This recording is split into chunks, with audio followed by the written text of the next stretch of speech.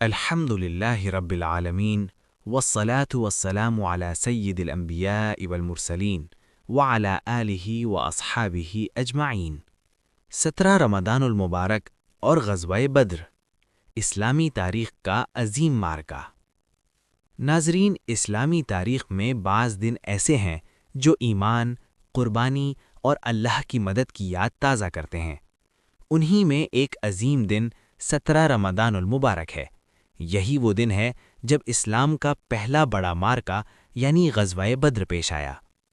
یہ جنگ صرف ایک فوجی مقابلہ نہیں تھا، بلکہ حق اور باطل کے درمیان فیصلہ کن معرکہ تھا جس نے اسلام کی تاریخ کا رخ بدل دیا۔ بدر کا پس منظر۔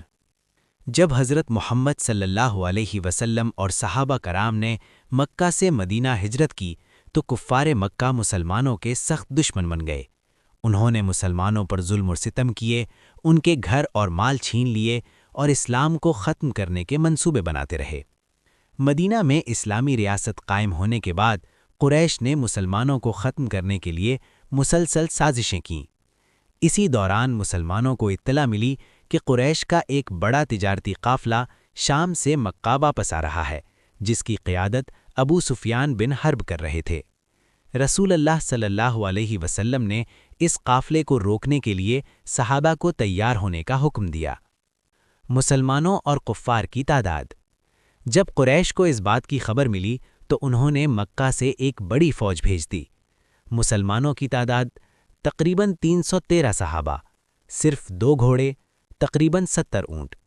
کفار مکہ کی تعداد تقریباً 1000 جنگجو، 100 گھوڑے، بڑی تعداد میں اسلحہ۔ یہ جنگ بدر کے مقام پر لڑی گئی جو مدینہ سے تقریباً 130 کلومیٹر کے فاصلے پر واقع ہے۔ رسول اللہ صلی اللہ علیہ وسلم کی دعا۔ جنگ سے پہلے حضرت محمد صلی اللہ علیہ وسلم نے اللہ تعالیٰ کے حضور نہایت عاجزی کے ساتھ دعا کی۔ آپ صلی اللہ علیہ وسلم نے فرمایا، اے اللہ، اگر آج یہ چھوٹا سا گروہ ہلاک ہو گیا تو زمین پر تیری عبادت کرنے والا کوئی نہیں رہے گا۔ یہ دعا اس قدر خشوع اور گریہ کے ساتھ تھی کہ آپ کی چادر مبارک کندھوں سے گر گئی۔ اللہ تعالیٰ کی غیبی مدد۔ اللہ تعالیٰ نے اس جنگ میں مسلمانوں کی مدد کے لیے فرشتے نازل فرمائے۔ اس کا ذکر قرآن مجید میں سورۃ الانفال میں آتا ہے۔ جب تم اپنے رب سے فریاد کر رہے تھے تو اس نے تمہاری دعا قبول کی اور فرمایا کہ میں تمہاری مدد کے لیے 1000 فرشتے بھیج رہا ہوں۔ یہ اللہ کی خاص نصرت تھی جس نے مسلمانوں کو حیرت انگیز فتح عطا کی۔ جنگ کا آغاز۔ جنگ کا آغاز عرب کے رواج کے مطابق مبارزے سے ہوا۔ قریش کی طرف سے یہ لوگ نکلے: عتبہ بن ربیعہ، شیبہ بن ربیعہ، ولید بن عتبہ۔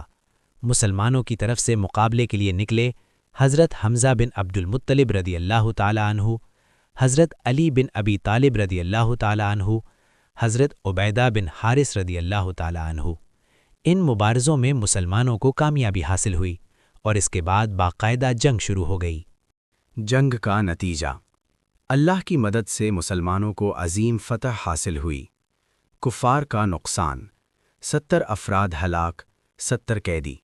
ان میں قریش کے بڑے سردار بھی شامل تھے، جن میں سب سے بڑا دشمن ابو جہل۔ مسلمانوں کے شہداء۔ اس جنگ میں 14 صحابہ کرام شہید ہوئے۔